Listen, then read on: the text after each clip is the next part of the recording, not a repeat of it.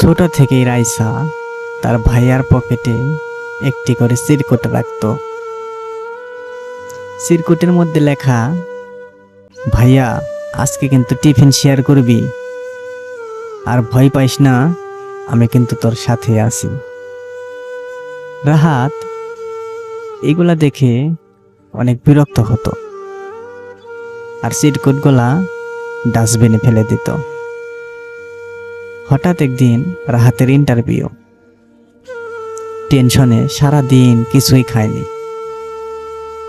বাস থেকে নেমেই পকেটে হাত দিয়ে দেখে একটি কাগজের টুকরো। কাগজের বাস খুলে দেখে সেখানে লেখা, ভাই তুই ভয় পাইস না, আমি তোর সাথে আছি, আর তুই পারবি, তুই শুধু আমার ভাই না, তুই আমার হিরো। রাহাতের মনটা কেমন যেন হয়ে গেল।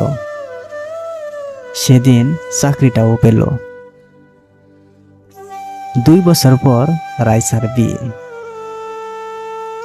রাইসাকে জড়িয়ে ধরে বিদায় মুহূর্তে গাড়ির জানালা দিয়ে একটি কাগজের টুকরো রাহাতের হাতে দিল।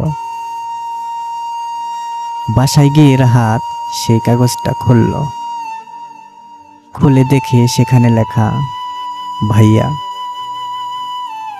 আজকের থেকে তোর পকেটটা খালিই থাকবে, তোর পকেটে আর কোনো চিরকুট থাকবে না, তুই আর কখনো বিরক্ত হবি না, কিন্তু তুই ভয় পাইস না, আমি তোর সাথেই আছি। সেদিন 28 বছরের রাহাত 8 বছরের বাচ্চার মতো হাউমাউ করে কান্না করল। সত্যি বলতে কিছু কিছু ভালোবাসা আজীবন পকেটেই রয়ে যায়।